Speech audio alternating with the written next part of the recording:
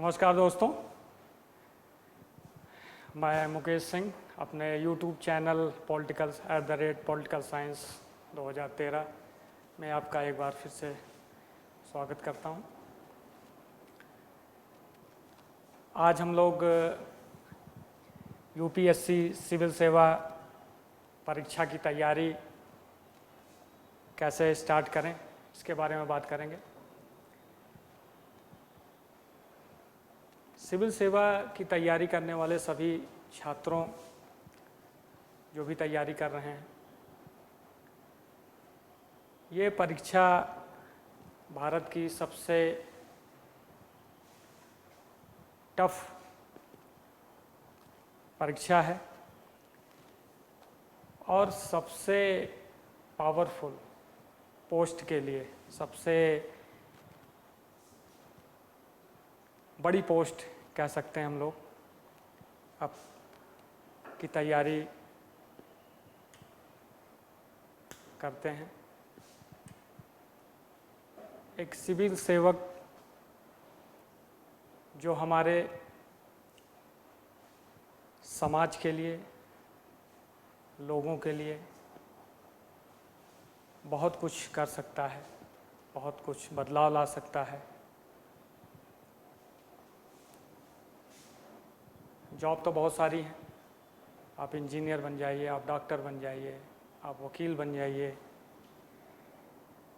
लेकिन जो काम आप एक सिविल सर्वेंट होकर कर सकते हैं वो और किसी जॉब में नहीं है।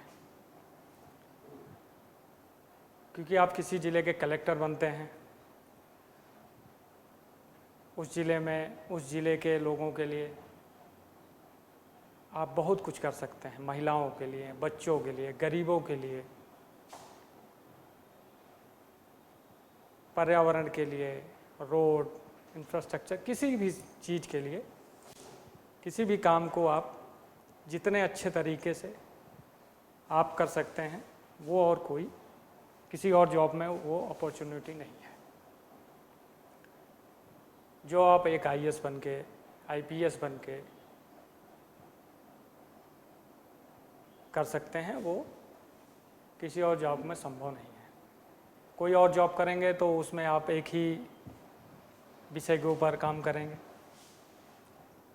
लेकिन आप एक कलेक्टर बनते हैं, एक DM बनते हैं किसी ज़िले के, बाद में आप सचिव बनते हैं, मुख्य सचिव बनते हैं, तो प्रशासन के माध्यम से आप जो काम कर सकते हैं,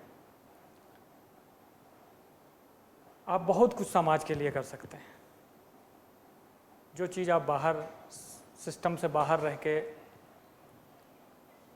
जो चीज़ संभव नहीं है वो सिस्टम के अंदर रहकर आप करते हैं।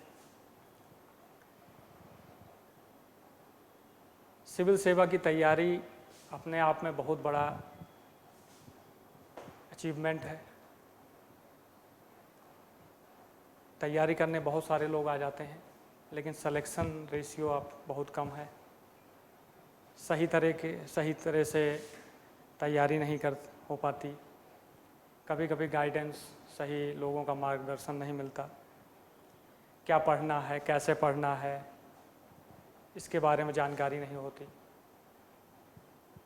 लोग तैयारी कर लेते हैं, कोचिंग कर लिए, 1 साल 2 साल कोचिंग किए, उसके बाद भी उनको चीज़ें समझ में नहीं आती। प्री नहीं निकल पाता, किसी का प्री निकल गया, प्रारंभिक परीक्षा निकल गई तो मेंस में अटक गए,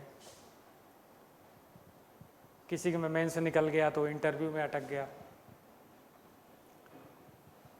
तो एक प्रॉपर गाइडेंस, चीज़ों की समझ, विषय पे पकड़, आपका कॉन्फिडेंस लेवल कैसा है, आप चीज़ों को समझते कैसे हैं, आप पेपर में कैसे लिखते हैं, आपको चीज़ें आती हैं लेकिन फिर भी आप वो चीज़ पेपर में नहीं लिख पाते, तो बहुत सारी परेशानियां आती हैं। और एक सही मार्गदर्शन, सही तैयारी आपको सिलेक्शन की तरफ ले जाता है।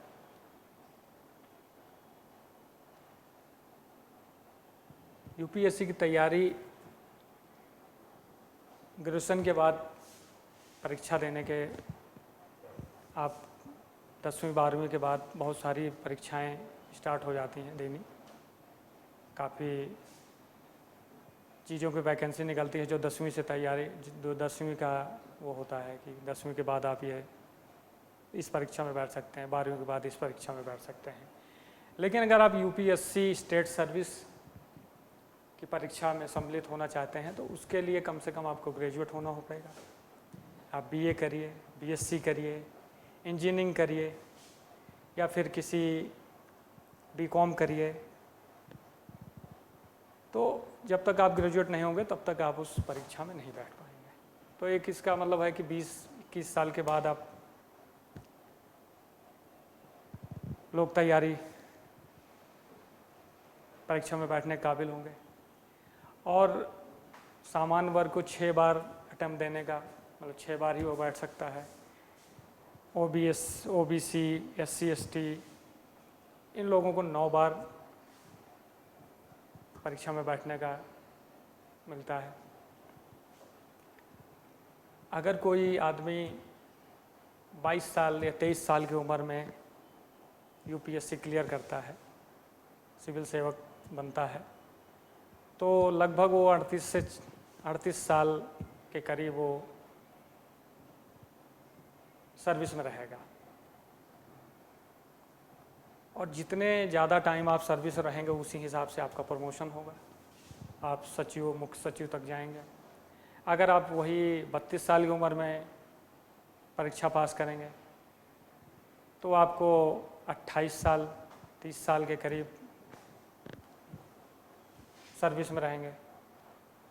तो आप जो है सचिव तो बनेंगे, लेकिन वो कनिष्ठ सचिव, मुख्य सचिव तक तो आप पहुंच ही नहीं सकते। तो इसकी तैयारी, अगर किसी को सिविल सर्विस की तैयारी करनी है तो सबसे अच्छा तरीका है कि अगर आप इंजीनियरिंग कर रहे हैं, बीटेक कर रहे हैं, मतलब प्रतियोगी की तैयारी कर रहे हैं, या फिर आप डॉक्टरी कर रहे हैं, तो वो भी परीक्षाएं बहुत टफ हैं, तो उसके लिए भी बहुत सारा पढ़ना है।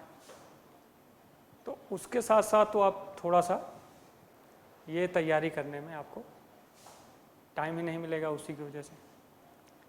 लेकिन फिर भी अगर आप थोड़ा बहुत उसी के हिसाब साथ तैयारी करेंगे तो आपको ग्रेजुएशन के बाद बहुत फ़ायदा मिलेगा तैयारी का। क्योंकि लोग ग्रेजुएशन कर लिए, तैयारी करने चले आए, कोचिंग में एडमिशन ले लिया, चीज़ें क्लियर नहीं हैं, उनको 2-4-6 महीने यही पता करने वाला सिलेबस क्या है, पढ़ना कैसे है। टेस्ट लिखने बैठेंगे तो टेस्ट नहीं लिख पाएंगे, चीज़ें दिमाग में नहीं आएंगी, तो काफ़ी टाइम आपका ऐसे ख़राब हो जाएगा। आप 1 साल में कोचिंग कर लिए, उसके बाद आप फिर टेस्ट सीरीज ज्वाइन कर लिए, आप टेस्ट लिखने जा रहे हैं, आपके नंबर नहीं आ रहे हैं। पढ़ तो आपने सारा लिया है लेकिन आपको फिर वो दिमाग से निकल गया। तो उसका सबसे अच्छा तरीका है कि आप 12वीं के बाद अगर ग्रेजुएशन करते हैं तो ग्रेजुएशन के साथ साथ थोड़ा टाइम निकाल के आप तैयारी भी करते रहिए। 12वीं कर लिए, 12वीं के बाद आप ग्रेजुएशन में एडमिशन लिया, रोज़ तो कॉलेज भी नहीं जाना होता। अगर आप परमानेंट कॉलेज भी जा भी रहे हैं तो उसकी तैयारी, उसकी पढ़ाई के साथ साथ आप घंटे 2 घंटे का टाइम निकालते हैं, थोड़ा टाइम मैनेजमेंट में करेंगे तो आप उसका बहुत बेहतर फ़ायदा उठा पाएंगे। सबसे पहला है कि पूरा यूपीएससी जो सिलेबस है वो एनसीईआरटी बेस्ड है। जो 10वीं, 11वीं, 12वीं का जो एनसीईआरटी है, लगभग सारा सिलेबस जीएस का वो एनसीईआरटी से ही आता है। तो सबसे पहला काम करना है कि हमको एनसीईआरटी तैयार करना है। अब वो आप एक नियम बना लीजिए कि हमको एक चैप्टर रोज पढ़ना है, मतलब इतिहास, भूगोल, समाजशास्त्र, अर्थशास्त्र जैसे विषय, और थोड़ा सा एनवायरनमेंट मतलब पर्यावरण, और प्रौद्योगिकी, साइंस एंड टेक। एक नियम बना लिया कि हमको 1 घंटा रोज एक चैप्टर रोज पढ़ना है। सबसे पहले एनसीईआरटी कवर करनी है, उसको एक बार पढ़े, फिर उसको दोबारा रिवीजन किए, और जब दोबारा आप रिवीजन कर ले लिया तो एक छोटा सा अपना डायरी बना लीजिए, और जो आपकी समझ में आए, जो आपसे अपने खुद से उसमें आए कि ये चीज़ जो है हमको नोट करना चाहिए। मतलब बार बार किताब तो खोलेंगे नहीं, अगर रिवीजन करने के लिए सबसे अच्छा है कि आप अपनी डायरी में वो चीज़ नोट करते जाइए। जब 1 बार 2 बार 3 बार पूरी एनसीईआरटी आप हम पढ़ लेते हैं तो सारी चीज़ें आपको याद हो जाएंगी। और उसके साथ साथ रोज़ एक पन्ना 2 पन्ना राइटिंग करिए, मतलब लिखना स्टार्ट करिए, किसी भी टॉपिक पे लिखने की प्रैक्टिस करिए। एनसीईआरटी पढ़ लिए, उसके बाद प्रीवियस मतलब पिछले साल के क्वेश्चन हैं, उसकी बुक आती है, या उससे गूगल से देख लिए, और उन क्वेश्चनों पे आप आंसर लिखना से स्टार्ट करिए। अगर हम रोज़ एक आंसर लिखते हैं पर डे तो साल में 365 होता है, 300 क्वेश्चन तो हम लिख ही सकते हैं, और 3 साल में हम कम से कम 1000 क्वेश्चन तैयार करेंगे। अगर प्रीवियस ईयर का क्वेश्चन लिख रहे हैं तो 1000 क्वेश्चन हम तैयार कर सकते हैं। और आप ग्रेजुएशन के बाद अगर आपने पूरी एनसीईआरटी 2-3 बार पढ़ रखी है, आपने राइटिंग से 500-1000 क्वेश्चन लिख रखे हैं, जैसे निबंध है, निबंध भी जीएस में एक का 250 नंबर का होता है। अब आप 12वीं में जो निबंध लिखेंगे या 10वीं में निबंध लिखेंगे उससे बहुत हटके मतलब विस्तृत होता है, किसी भी सब्जेक्ट पे पूछा जाता है। तो एक निबंध लिखने का भी स्किल डेवलप करिए, नहीं है तो हफ्ते में ही एक निबंध लिखना है किसी भी सब्जेक्ट पे, महिला सुरक्षा पे हो गया, एनवायरनमेंट पे हो गया, प्रौद्योगिकी पे हो गया, किसी भी एनी सब्जेक्ट पे, कृषि हो गई या नई नई खोजें हो रही हैं उस पे हो गया, किसी भी पे आप अपनी समझ से निबंध लिखिए। जब आप 1 लिखेंगे, 2 लिखेंगे, 5 लिखेंगे, 10 लिखेंगे तो धीरे धीरे वो भी चीज़ें आप क्लियर होती जाएंगी। फिर आप ग्रेजुएशन कर लेते हैं, उसके बाद आप कहीं भी किसी भी आपका एनसीईआरटी तैयार हो गया, आप आंसर भी लिखना सीख रहे हैं, आप ऐसे भी लिख रहे हैं, और उसके बाद जब आप पूरा एनसीईआरटी तैयार कर लेते हैं, वो कर लेते हैं, तो आपको प्री और मेंस मतलब प्रारंभिक परीक्षा और मेंस परीक्षा में दोनों वो काम आएगा। फिर आप कोई कोचिंग ज्वाइन करिए। कोचिंग आपका क्या करेगा? कोचिंग आपको टाइम मैनेजमेंट सिखाता है, पढ़ना कैसे है, क्वेश्चन को लिखना कैसे है, उसको फ्रेम कैसे करना है, कोचिंग ये सिखाता है। अगर आपको पहले से नहीं आता है तो कोचिंग आपका मार्गदर्शन करेगा, कोचिंग आपको चीज़ें आपकी क्लियर कर देगा, आपका माइंड खोलेगा। कोचिंग आपको जो है 10वीं और 12वीं का सिलेबस नहीं पढ़ाएगा,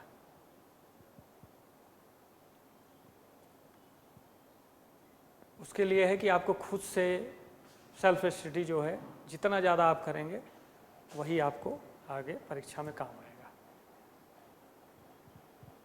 उसके बाद वैकल्पिक विषय से कहते हैं कि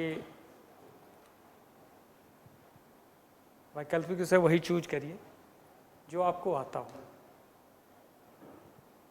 दुल्हन वही जो पिया मन भाए, ऑप्शनल वही जो आपको समझ में आए। तो ऑप्शनल आप वही चूज करिए, वैकल्पिक विषय वही चूज करिए जो आपको बहुत अच्छे से आता हो, जिसमें आप एकदम कंफर्ट हो, ताकि वही आपका सिलेक्शन में सबसे ज़्यादा जो महत्वपूर्ण होता है वो आपका ऑप्शनल ही आपको सेलेक्ट करवाता है। 500 नंबर का ऑप्शनल सब्जेक्ट होता है वैकल्पिक विषय, और उसमें से 300 सवा 300 नंबर अगर आप ला रहे हैं तो आपका सिलेक्शन का जो परसेंटेज है वो बहुत आगे हो जाएगा। तो एक है तैयारी में कि हमको एनसीईआरटी करनी है, उसका रिवीजन करना है। फिर दूसरा काम है कि हमको सब आंसर राइटिंग करनी है, अपने खुद से लिखना है, ऐसे लिखना है, और उसके बाद फिर वैकल्पिक प्रश्न पत्र को तैयार करना है। आप ये कुछ लोग, बहुत सारे लोग हैं जो कोचिंग नहीं कर सकते, पैसे नहीं हैं, तो बहुत सारे इंस्टीट्यूट हैं जो फ्री कोचिंग भी कराते हैं, या बहुत सारे वीडियो बना के डालते रहते हैं, ऑप्शनल के भी और जीएस के भी। तो आप उससे भी कर सकते हैं, सेल्फ स्टडी से भी तैयारी कर सकते हैं। और अगर आप कोचिंग कर सकते हैं तो आप एक कोचिंग ज्वाइन करिए, और वो आपको फिर आपका माइंड को और खोल देगा, आपको चीज़ें और अच्छे से समझ आएंगी, आपका रिवीजन भी हो जाएगा। वो आपको टेस्ट लिखना भी बता देंगे कि कैसे टेस्ट लिखा जाता है, और चीज़ें आपसे इम्प्रूव होती जाएंगी। तो यही बेस्ट तरीका है तैयारी का। और मुझे लगता है आपको काफ़ी चीज़ें समझ आ गई होंगी कि हमको तैयारी स्टार्ट कैसे करना है, मतलब यूपीएससी की तैयारी को कहाँ से स्टार्ट करना है। नहीं तो अगर आप पहले से नहीं होंगे कि ग्रेजुएशन कर लिया उसके बाद तैयारी करेंगे, फिर आप ग्रेजुएशन के बाद आते हैं इलाहाबाद, पटना, दिल्ली, और फिर 1-2 साल आपका ऐसे ही निकल जाता है, चीज़ें समझ में नहीं आती। फिर आप एक कोचिंग ज्वाइन करेंगे, वहाँ से नहीं समझा, फिर आप दूसरी कोचिंग ज्वाइन करेंगे, फिर पेपर वाइज ज्वाइन करेंगे, यहाँ पे ये पेपर इस इंस्टीट्यूट में कर लो, ये पेपर इस इंस्टीट्यूट में कर लो, और उससे आपसे 2-3 साल आपके ख़राब हो जाते हैं, आपका अटैम्प्ट भी ख़राब हो जाता है। और कुछ दिन बाद आप ऊबने लगते हैं कि नहीं, हमारा तो नहीं हो रहा, 3 साल से हम पेपर दे रहे हैं, 4 साल से दे रहे हैं। तो अगर ये नहीं करना है तो शुरू से तैयारी करिए, 12वीं के बाद से 3 साल आपके पास टाइम रहता है, उसमें आप अच्छे से अगर सारी चीज़ें कर लेंगे, थोड़ा थोड़ा टाइम लगा के, 1 घंटे, 2 घंटे, 3 घंटे, आधे घंटे, लोगों से डिबेट करिए जो आपके साथी हैं पढ़ने वाले साथ में, उससे आपका माइंड खुलेगा। स्किल डेवलप करिए, थोड़ा सा मोटिवेशनल स्पीच सुनिए, बड़े महापुरुषों की जो जीवनियाँ हैं उसको पढ़िए, तो उससे आपका जो है धीरे धीरे दिमाग खुल जाएगा और चीज़ें सरल होती जाएंगी, जिससे आपको परीक्षा में बैठने का, परीक्षा को पास करने का काफ़ी बेनिफिट मिलेगा। मेरी समझ से आपको बातें काफ़ी समझ में आ गई होंगी कि तैयारी को कैसे स्टार्ट करें और उसको अपने सिलेक्शन तक ले जाएं। धन्यवाद। जय हिंद।